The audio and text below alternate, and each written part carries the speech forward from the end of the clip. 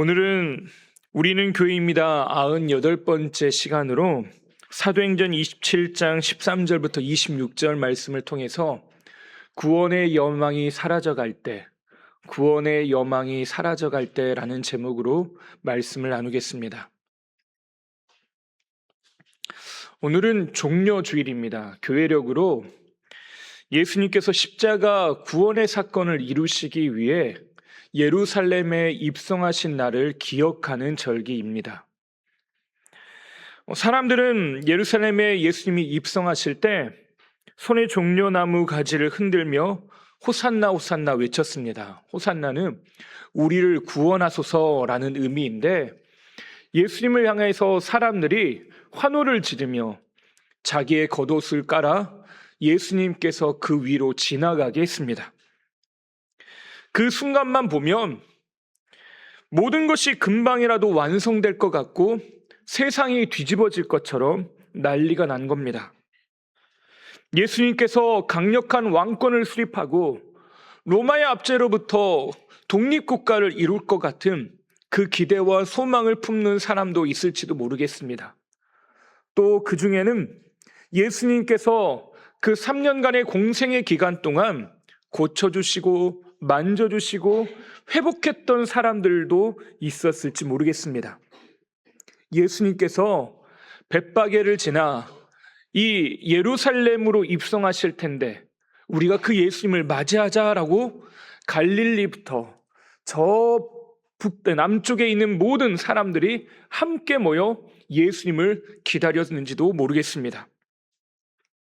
그런데 예수님께서 이렇게 입성했을 때 환호성을 지르고 수많은 사람들이 기대했던 그 이야기는 불과 일주일도 안 되어서 비난과 저주의 목소리로 바뀌게 됩니다.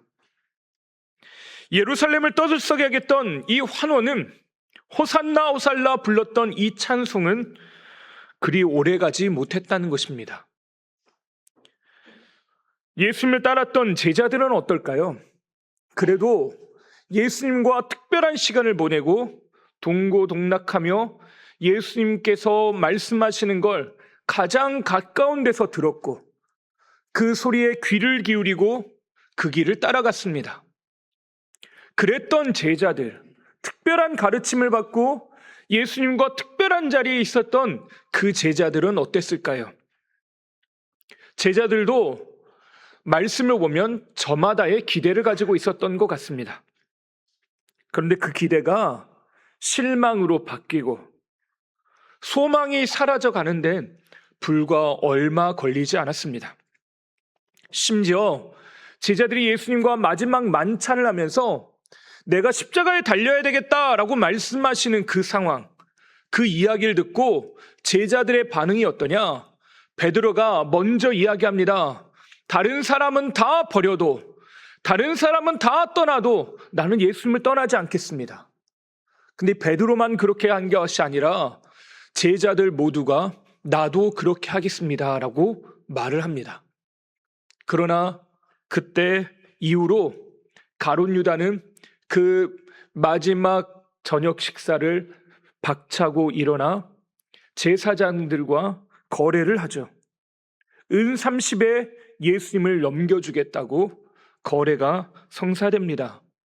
그리고 예수님께서 겟세마네 동산에 기도하신 이후에 제사장이 보낸 그 종들과 그 군사들이 예수님을 끌고 가고 사로잡혀 고난을 당하시죠. 제자들은 사람들이 환호성을 지르던 그 시간들보다 더 짧은 시간, 그 한밤, 불과 몇 시간 사이에 그들의 마음이 순식간에 변하고 예수님을 모른다 부인하고 떠났을 뿐만 아니라 심지어 그 중엔 예수님을 팔아넘긴 사람도 있었다는 것입니다. 결국 예수님은 십자가에 달려 돌아가시고 채찍과 고난과 저주, 비난과 조롱과 마주하게 되시죠. 환호성이 가득했던 그 예루살렘이 이제 비난과 조롱, 손가락질로 가득하게 되었다는 것입니다. 그러면 그때 예수님께서 하려고 하셨던 하시고자 하셨던 그 일들, 십자가를 통해서 우리에게 허락하고 하셨던 그 구원의 계획은 그날 그 순간 물거품이 되어 끝나버렸을까요? 그때 사람들의 저주와 손가락질, 무지막지한 사형 도구에 통해서 예수님께서 가지고 계셨던 그 구원의 계획들은 한순간 물거품이 되고 아무 소용없는 일이 돼버렸을까요?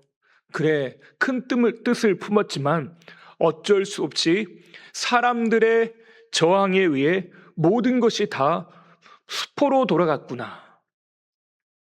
그렇게 끝났습니까? 결코 그렇지 않습니다. 하나님은 사람들의 비난과 저주, 그 손가락질과 상관없이 오히려 그것을 하나님의 구원의 도구로 사용하셔서 우리에게 하늘의 구원을 허락하셨다는 것입니다. 이것이 복음입니다. 인간편에서 우리가 준비한 어떤 것도 없었다는 것입니다. 우리는 했던 거라고는 예수님을 비난하고 모른다 하고 손가락질하고 예수님을 사형 집행하라고 외쳤던 소리 말고는 인간이 한 거라고는 아무것도 없었다는 것입니다. 그런데 그때 예수님께서 그 예루살렘에 입성하실 때 예수님은 묵묵히 그 십자가의 길을 걸어가시고 우리를 향한 당신의 구원의 계획들을 완성해 가셨습니다. 오늘 우리가 읽은 말씀도 같은 맥락에서 이루어진 이야기입니다. 사람들의 눈에서 봤을 때 오늘 이 바울이 탄 배는 이제 끝장난 배입니다. 실제로 오늘 이야기 이후에 보면 배는 파손하여서 이제 어찌 될지 모르는 상황에 실제로 놓이게 되죠. 사람들이 봤을 때 바울이 지금 품고 있었던 생각들은 무엇이었냐면 나는 로마에까지 가서 복음을 전해야 되겠다. 나는 가이사를 만나서 복음을 전해야 되겠다. 나는 할 수만 있다면 땅 끝까지 이르러 복음을 전해야 되겠다. 그 소원을 가지고 있었습니다. 그리고 그 일들이 드디어 차근차근 이루어지는 것처럼 보였는데 뜻하지 않은 일을 만난 것입니다. 하필이면 떠난 시간이 겨울이 가까운 시간이에요. 이제 항해가 멈추고 누구도 배를 타고 이동하지 않는 시간이 찾아온 것입니다. 근데 결국 아니나 다를까 어떤 일이 일어나냐? 바울이 탄 배가 이제 모든 것이 끝나고 모든 것이 중단될 위기에 놓이게 된 것입니다. 처음 보면 오늘 우리가 읽은 말씀의 처음에 보면 13절에 이렇게 쓰여 있습니다. 우리 13절 함께 읽어볼까요? 남풍이 순하게 불매 그들이 뜻을 이룬 줄 알고 닻을 감아 그레대 해변을 끼고 항해하더니. 참 좋은 표현입니다. 남풍이 순하게 불매. 지금 바람이 어떻게 불어왔었냐? 항해하는 내내 북서풍이 불어와서요, 로마로 맞바람을 맞으면서 배가 가니까 더디 갑니다. 뒤로 물러설 수밖에 없죠, 바람 때문에. 그래서 겨우겨우 해안을 끼고 배가 이동하는 중이었습니다. 그런데 이 배에 남풍이 순하게 불어왔답니다. 남풍은 뒷바람이 불어왔다는 거죠. 지금 북서쪽으로 가야 되는데 뒤에서 미는 바람이 불어왔다는 겁니다. 그럼 배가 순하게 불어오니까, 항해하기에 딱 좋은 바람이 불어오니까 너무나도 기분 좋게 가게 됐다는 거죠. 그래서 사람들이 어떻게 생각했다고요? 그들이 뜻을 이룬 줄 알고 이제 됐다, 이제 우리 갈 수 있겠다 판단하게 된 겁니다. 도저히 로마로 향할 수 없었던 배가 바람이 바뀌니까 이제 나아갈 길들이 보여지기 시작하더라는 거죠. 아마도 11절에 있었던 백부장이 선장과 선주의 말을 바울의 말보다 더 믿은 것을 잘했다라고 생각했던 그 시점이었던 것 같습니다. 선주나 선장이 백부장을 보면서 이야기를 아마 했을 겁니다. 내 말 듣기 잘했죠? 내가 간다 그랬잖아요. 내가 여기서 몇 년 동안 배를 몰았는데 내가 이거 하나 모르겠습니까? 우리 배 결국엔 간다고요. 얼마나 좋은 이야기입니까? 그렇게 느껴질 만한 순간입니다. 바람이 남풍이 순하게 불어오니까. 근데 성경은요, 하필이면 이 부분을 콕 집어서 말합니다. 그들이 뜻을 이룬 줄 알고. 이룬 줄 알고라는 말이 무슨 말인지 아시죠? 착각했다는 겁니다. 자신들의 뜻을 이룬 줄 착각하고 있었다는 거죠. 그들이 뜻을 이룬 줄 알고 있었던 그때 어떤 일이 일어나냐? 유라굴로라고 하는 광풍이 몰려옵니다. 배는 순식간에 방향을 잃고 어디로 갈지 모르고 이제 배가 뒤집혀질 위기에 놓이게 됩니다. 바람을 맞추어 더 이상 배를 움직일 수가 없으니까, 다른 동력원은 없으니까요, 그 배가 이리저리 바다 위에서 표류하게 됐다라는 것입니다. 거루를 겨우 붙잡고 선체를 줄로 동여매고 짐을 바다에 버리고 배의 기구까지 던졌답니다. 그 이야기가 성경에 기록이 되어 있습니다. 겨우겨우 이 배가 살아남기 위해서 할 수 있는 최후의 수단들을 다 동원한 겁니다. 살아야 되니까요. 짐을 바다에 던지고, 근데 이 배가 어떤 배냐면요, 알렉산드리아에서부터 곡식을 싣고 로마로 향하던 배입니다. 알렉산드리아가 어떤 도시냐면요, 이집트 지중해 연안에 있는 도시인데, 이집트 델타 삼각주, 그 나일강으로 인해서 비옥한 삼각주 안에 수많은 농산물이 자라겠죠. 그걸 로마로 수출하는 배입니다. 로마로 가지고 가는 배예요. 이 배의 목적은 무역선으로서 자기가 가지고 있는 이것을 팔아서 이윤을 남기는 것이 목적인 배입니다. 근데 그걸 다 던져버린 거예요. 심지어 배의 기구까지 던졌다라고 말은요, 항해할 수 있는 모든 수단, 최소한의 것만 남기고 다 갖다 버리고 배가 이제 살아야 되겠다라고 하는 결단을 내리는 겁니다. 안간힘을 쓰고 몸부림쳤다는 거죠. 할 수 있는 한 내가 할 수 있는 모든 것을 최선을 다했다는 것입니다. 이렇게도 해보고 저렇게도 해보고, 이렇게도 살아보고 저렇게도 살아보고. 먹고 살려면 뭘 못하겠습니까? 살아야 한다면 뭘 못하겠습니까? 앞날이 내게 보장이 된다면 우리가 뭘 못하며 살겠습니까? 사람들이요, 그렇게 최후의 수단을 강구하며 이 유라굴로 광풍, 다시 말해 태풍과 같은 이 시간들을 보내고 있다는 겁니다. 근데 문제는 뭡니까? 내 계획대로 되는 게 아무것도 없다는 겁니다. 취업을 열심히 준비했는데 내 마음대로 되는 게 없더라는 거예요. 내가 진로를 위해서 최선을 다했는데 되는 일이 없더라는 것입니다.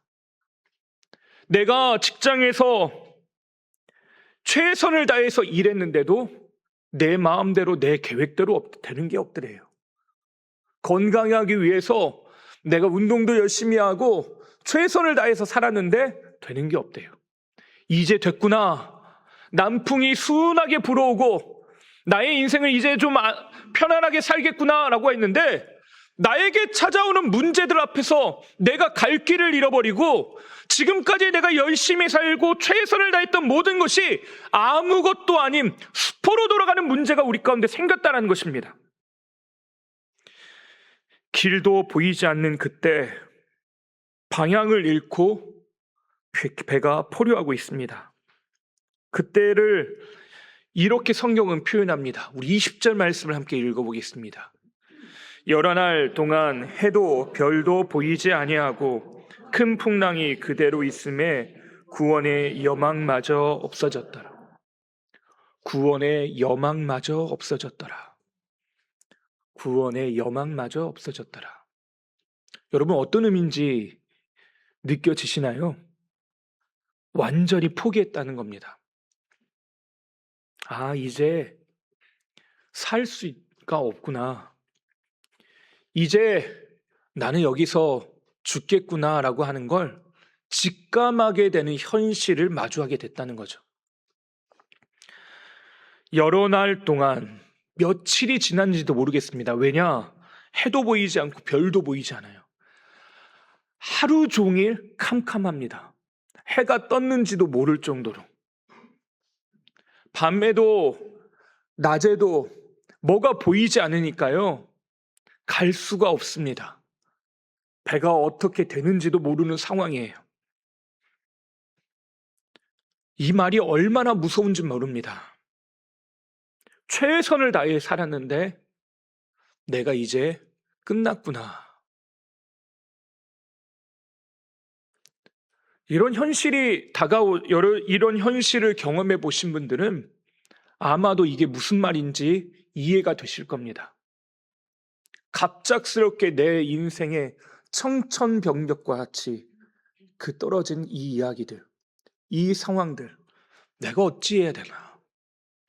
할 수 있는 거라고는 아무것도 없습니다. 더는 기대할 수도 없고 이제는 더는 버틸 수조차 없습니다. 내일은커녕 오늘도 장담 못하는 상황에 놓인 겁니다. 내 삶이 망가질 대로 망가지고 파선 직전에 있습니다.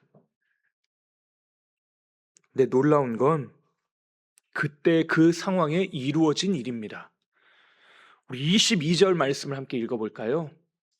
내가 너희를 권하노니 이제는 안심하라.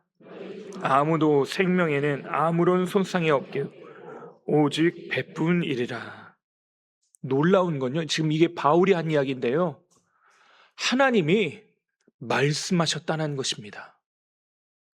폭풍 속에서 누구도 나를 구원할 수 없고 나를 이끌고 인도할 수 없는 그 가장 어려운 현실에 놓여 있던 그때, 여기 보면요, 주님께서 말씀하시고 그들을 이끌어 가신다는 겁니다. 이제 안심하십시오. 이제는 안심하십시오. 지금 배가 파선 직전에 있는데 내가 인생의 위기를 맞이해서 어찌할 수 없는 상황에 놓이는데, 내가 오늘 몇 시간 후를 장담할 수가 없는데 안심하라니요. 그게 가능합니까?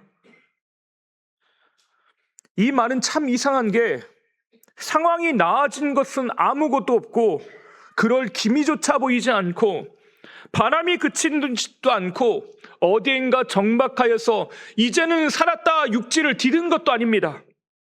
근데 무슨 근거로 이렇게 말합니까? 안심하라. 이 이야기에 무엇에 근거하여 이렇게 할 수 있는 것입니까? 바울은 그 근거를 23절에 이렇게 이야기합니다. 23절을 읽어보겠습니다. 내가 속한 바 곧 내가 섬기는 하나님의 사자가 어젯밤에 내 곁에 서서 말하되. 이 광풍 속에 누가 계셨다고요? 하나님이 계셨답니다. 똑같은 일이요, 갈릴리 호수에서 제자들이 경험했습니다.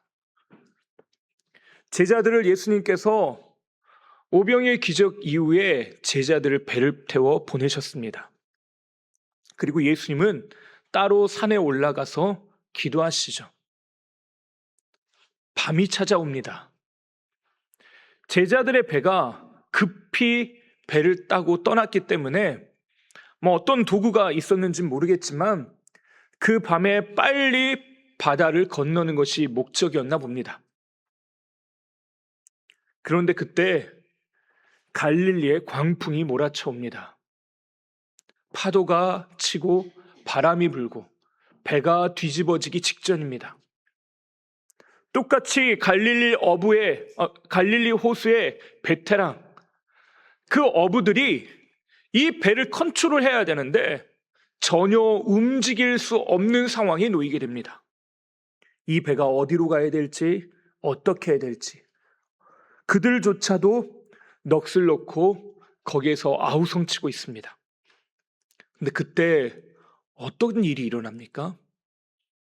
예수님께서 그 바다 한가운데 여전히 폭풍우가 몰아치고 여전히 배가 뒤집어질 것 같은 그런 상황, 나의 환경과 상황은 전혀 나아질 것이 없는 그 상황에 예수님께서 찾아오셨다는 것입니다.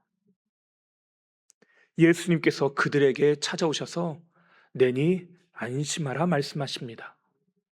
그리고 베드로가 주님, 저도 주님과 함께 이 바다를 걷고 싶습니다 라고 할 때 주님께서 말씀하신 건 여러 마디 말이 아니에요. 딱 한마디입니다. 오라. 오라. 어떻게 오라는 것입니까? 주님이 여기 계시고 주님이 내 앞에 계시고 주님과 함께라면 이 바다를 건널 수 있을 것이라고 하는 그 믿음을 가지고 오라는 것입니다.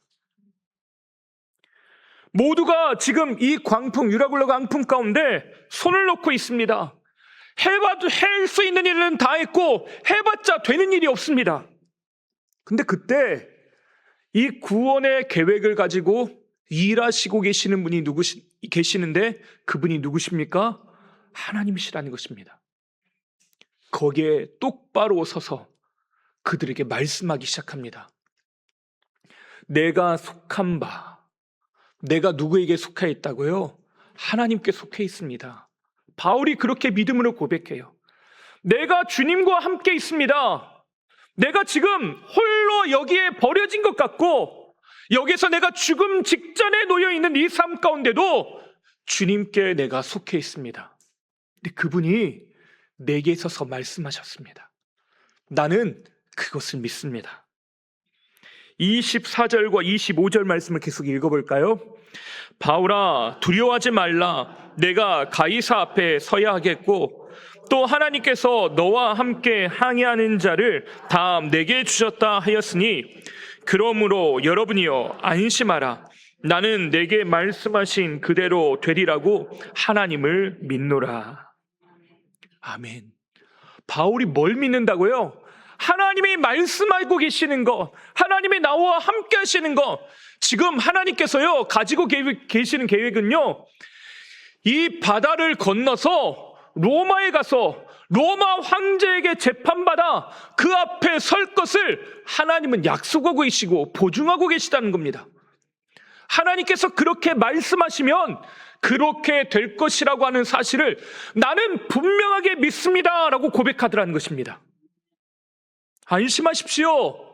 나는 하나님께서 그렇게 하신다고 말씀하신 걸 믿고 있습니다. 사람들이 들으면 기가 찰 일입니다. 아니 그건 네 믿음이고 그건 네 믿음이고. 근데 바울은요 뭘 보고 있습니까? 거기에서 우리를 구원하시고 그 구원하시는 하나님의 열심을 보고 계십니다. 로마에 가면 누구에게 이득입니까? 바울에게 남는 게 있습니까? 하나님께서요 하나님의 계획들, 이 복음이 온 세계 가운데 전하여지는 그 일들을 이루고 계시는 그 하나님의 열심을 하나님은 이 순간에도 중단하지 않으시겠다는 것입니다. 폭풍이 바울을 지배하고 있는 것이 아니라 하나님의 약속이 그 폭풍 한가운데 있는 바울을 붙들고 있는 것입니다. 여러분 이것을 절대 잊어버리서는 안 됩니다. 폭풍이 우리의 지배하고 있는 게 아니라 상황과 환경이 나를 지배하고 있는 것이 아니라 오늘 나의 삶은요 하나님이 붙들고 계심을 믿으시기 바랍니다. 하나님께서 오늘도 우리를 변함없이 붙들고 계십니다. 하나님은 바울에게 말씀하십니다. 내가 가이사 앞에 서야 하겠다. 하나님께서 너와 함께 항해하는 자를 다 내게 주셨다. 하나님의 계획은 풍랑이 있어도 멈추지 않는다는 것입니다. 앞에 장애물이 있고 그것을 막아서는 것이 있어도 그대로 될 것이라는 것입니다. 그래서 그 순간 바울은 거세게 밀려오는 파도와 바람을 보면서 자신의 상황, 현실을 믿음으로 바라보는 게 아니라 뭘 믿음으로 바라봅니까? 이곳에 계시는 하나님, 그 하나님의 약속을 믿고 의지하며 거기에 집중하더라는 것입니다. 나는 내게 말씀하신 그대로 되리라고 하나님을 믿노라. 내게 말씀하신 그대로 되리라고 하나님을 믿노라. 이것이 믿음입니다. 믿음은 오늘 나를 향한 하나님의 뜻, 하나님의 구원의 계획, 그것이 오늘도 우리를 향하고 있다고 하는 믿음입니다. 때로는 상황이 더 크게 보이고, 때로는 주변의 환경들이 나를 애워싸는 것처럼 보입니다. 하지만 우리의 믿는 건 이곳에 하나님이 함께 계시고 주의 십자가가 우리를 구원하셨다는 것입니다. 우리는 종료주일에 있습니다. 고난주간을 이제 보내게 됩니다. 예수님은 예루살렘에 입성하실 때 이미 고난당하실 것을 알고 계셨습니다. 그래서 제자들과 예루살렘으로 향하고 있던 길 내내 내가 예루살렘에 가면 십자가를 통해 고난을 받을 것이다. 내가 사람들로부터 죽임을 당할 것이다 라고 하는 이야기를 끊임없이 이야기하십니다. 그럼에도 불구하고 십자가에 달리셔야 되는 이유, 십자가 이후에 부활의 은혜가 어떻게 임하는지에 대해서 제자들에게 끊임없이 이야기하며 걸어오셨습니다. 예수님은 심지어 제자들을 부르실 때 가룟 유다가 예수님을 배반할 것을 알고 계셨다고 요한복음은 기록하고 있습니다. 예수님께서 지금 예루살렘으로 향하고 있는 길은 고난과 조롱, 아픔, 상처의 길입니다. 실제로 제자들의 눈에 비춰진 그 십자가의 길은 따라가고자 하는 영광의 길이기보단 아픔과 저주, 조롱, 죽음의 길처럼 보입니다. 오늘 바울과 함께 배에 올라탔던 사람들처럼 구원의 여망이 점점 사라져가는 현실에 놓이게 된 것이죠. 그렇게 호기롭게 나는 예수님을 떠나지 않겠습니다 라고 말했던 베드로도 불과 몇 시간 후에 예수님을 멀찍이 쫓아갈 뿐만 아니라 예수님이 잡히신 현장에서 도망을 칩니다. 너가 예수의 제자다 라고 말하는 사람들의 이야기 속에서도 베드로는 나는 그를 모른다 라고 예수님을 부인해버리죠. 사람들은 십자가가 실패라고 말합니다. 고난은 패배이고 아무것도 아니라고 말합니다. 오늘의 현실을 바라보는 나에게 나의 인생은 지지리도 복도 없고 내 인생은 끝났다고 말합니다. 최선을 다해서 열심히 살아보고 남들보다 더 울고 더 땀도 흘리면서 최선을 다해 살아갑니다. 하지만 내 앞에 놓여 있는 것이 늘 영광의 길은 아니더라는 거예요. 여전히 고난이 찾아오고 문제도 찾아오고 아픔도 찾아옵니다. 근데 주께서 우리에게 약속하신 말은 무엇입니까? 예수님께서 유월절 어린 양이 되셔서 우리가 겪고 있는 모든 질고, 슬픔, 아픔, 심지어 인간 누구도 해결할 수 없는 그 죄의 문제까지 다 짊어지시고 그 시간 그 자리를 실패가 아니라 죽음과 저주가 아니라 생명과 부활, 소망으로 바꾸내셨다는 것입니다. 우리에게 해와 별들도 보여주지 않는 그 시간들을 지나는 때가 있습니다. 기도해도 길이 보이지 않고 애써도 달라지지 않고 구원의 여망도 점점 사라져가는 것처럼 보일 때가 있습니다. 하지만 주님은 오늘 주께로 우리를 초청하고 계십니다. 내가 노래 부를 수 없는 그 상황, 내가 주의 십자가 앞에 서서 더 이상 아무것도 할 수 없는 그 상황, 난처하고 낙심이 되어 있는 그때도 여전히 호산나 호산나, 주님 나를 구원해 주시옵소서, 이 고백으로 주 앞에 나오기를 원하고 계십니다. 이제 우리가 고난주간을 맞이해서 104번째 고난주간 연속 기도회를 진행을 하게 됩니다. 100번이 넘는 시간 동안 여러 가지 기도도 있고 삶도 참 많이 변했을 것 같습니다. 지나온 수없는 시간들 가운데 수많은 일도 있고 여러 가지 일들도 있었습니다. 어떤 분에게는 지금 현실이 구원의 여망이 사라져가는 것 같은 보이는 시간들도 있고, 마음도 괴롭고 고통스럽고 아픈 삶의 현실에 놓여 있는 것처럼 느낄 수가 있습니다. 그러나 주님은 그 파선 직전에 있는 배에서도 그 배에 올라타 바울 앞에 서서 말씀하신 분이십니다. 우리의 이 고난주간 연속 기도에 주 앞에 나아갈 때 주님은 말씀하십니다. 하나님의 구원을 우리에게 이루십니다. 베다니 마을에 마르다와 마리아, 나사로 3남매가 살아갑니다. 이들은 예수님께서 사랑하시는 자다라고 말하시는 매우 좋은 친구들이었던 것 같습니다. 근데 이 가정에 문제가 발생을 해요. 나사로가 병들어 죽게 된 것입니다. 그래서 급히 예수님께 고쳐달라고 하는 의미인지, 임종을 같이 맞이하자는 의미인지 사람을 보내어 예수님을 초청합니다. 근데 결국 나사로는 예수님이 도착하기도 전에 이미 죽음을 맞이합니다. 나사로의 가족은 이 문제를 해결하기 위해서 발버둥을 쳐봤습니다. 그러나 인류가 가지고 있는 원초적인 문제이처럼 결국엔 죽을 수밖에 없는 존재, 결국에는 그 죽음을 회피하거나 떠날 수 없었습니다.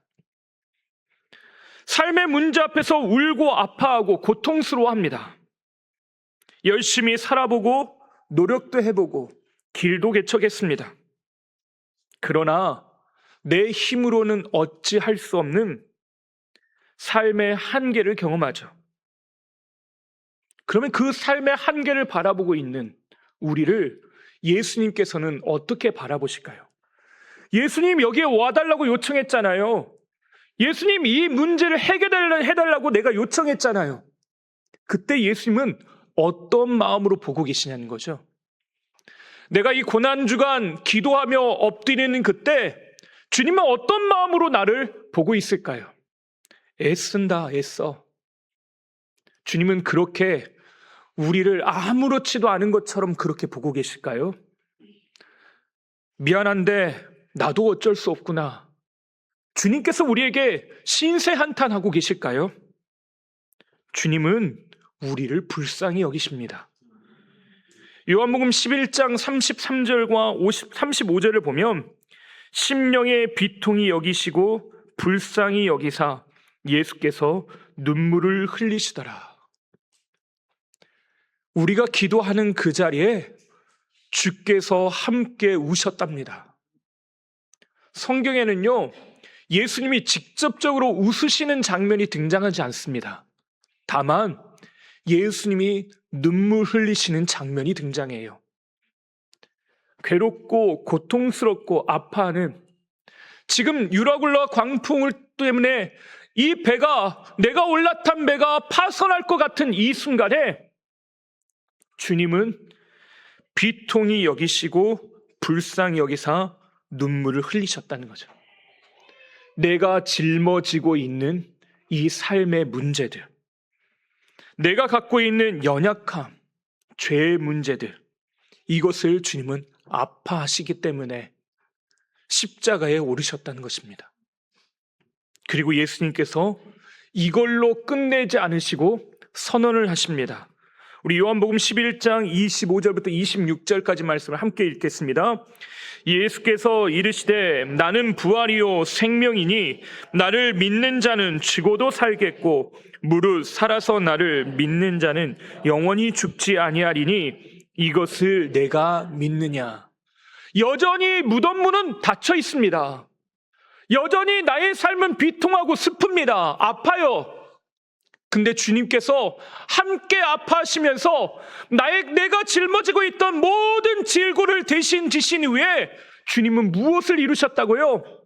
영원히 죽지 않는 참 생명, 영생의 소망, 부활로 우리를 초대하시고 이끄시더라는 것입니다. 그리고 우리에게 물으십니다. 내가 이것을 믿느냐? 이것을 내가 믿느냐? 우리가 함께 기도하는 이 자리는요, 그 부활하신 예수님께로 내 흐트러졌던 마음들, 파도와 바람을 보면서 흔들리고 여전히 싸우고 있던 그 내 마음을 주께로 향하여 들고 주께로 집중하고 주님의 말씀에 귀 기울이기로 결단하는 믿음의 시간입니다. 그래서 여러분에게 다시 한번 권면드립니다. 이 고난주간 24시간 연속 기도회 가운데 여러분 함께 참여하십시오. 전심으로 주 앞에 나아가십시오. 우리가 묵상해야 될 대상은요, 고난이 아니라, 아픔이 아니라 우리를 구원으로 이끄시는 예수님이십니다. 예수님께로 집중하여 나아가는 이 믿음의 시간이 되시길 바랍니다. 이 24시간 연속 기도회 동안 모든 성도가 자기에게 맡겨진 분량, 맡겨진 자리, 맡겨진 삶의 시간들을 가지고 하나님 앞에 기도하며 나아갑니다. 여러분 걱정하지 마십시오. 하나님께서 오늘 우리를 붙들고 계십니다. 바울이 믿음으로 그렇게 고백할 수 있는 건 그가 주의 음성을 들었기 때문에 그렇습니다. 가정에서, 일터에서 우리가 믿음으로 살아갈 수 있는 방법, 주 앞에 나아가 주의 은혜를 구하는 것입니다. 주께서 눈물을 흘리신 그곳, 그것은 우신 것으로 끝나지 않고 눈물은 반드시 생명으로 흘러가게 되어 있습니다. 이 은혜를 기대하고 기억하면서 주 앞에 전심으로 나아가시는 저와 여러분 되시기를 주님의 이름으로 축원합니다. 기도하겠습니다.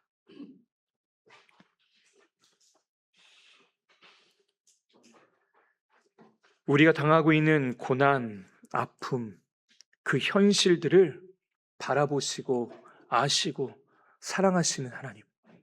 그래서 이 땅에 오시고 우리를 바라보시고 구원하시는 주님. 오늘 이 시간 주 앞에 나의 삶을 내어드리오니 주님, 주의 말씀이 내 귀에 들려지게 하여 주시고 주의 말씀을 믿음으로, 믿음의 근거로 삼고 오늘을 살아가게 하여 주시옵소서. 하나님께서 베푸시는 그 은혜들을 우리가 기대하고 소망함으로 주 앞에 나아갑니다. 주님, 내가 겪고 있던 나의 삶들, 나의 현실들, 나의 모든 순간들을 주 앞에 다 쏟아붓습니다. 지난 토요일 우리가 내 삶에 담겨있던 연약함과 부족함들, 삶의 문제들 하나하나를 주 앞에 내어놓고 주의 은혜를 구하였던 것처럼 이 고난주간 주 앞에 기도함으로 나아갈 때 주와 함께 그 십자가를 짊어지고 나아가게 하여 주시고 십자가 구속의 은총, 그 주의 사랑이, 그 주의 은혜가 여기 모여 기도하는 모든 이들에게 임하게 하여 주시옵소서. 그 어느 때보다 그 사랑으로 충만케 되어지게 하여 주시고 그 사랑으로 살게 하여 주시고 그 사랑으로 주 앞에 나아가는 하나님의 백성들 되게 하여 주시옵소서. 하나님께서 오늘도 변함없이 우리의 길을 지도하시고 인도하여 주실 것을 믿사오며 우리의 모든 것 되시는 예수님의 이름으로 기도하옵나이다. 아멘.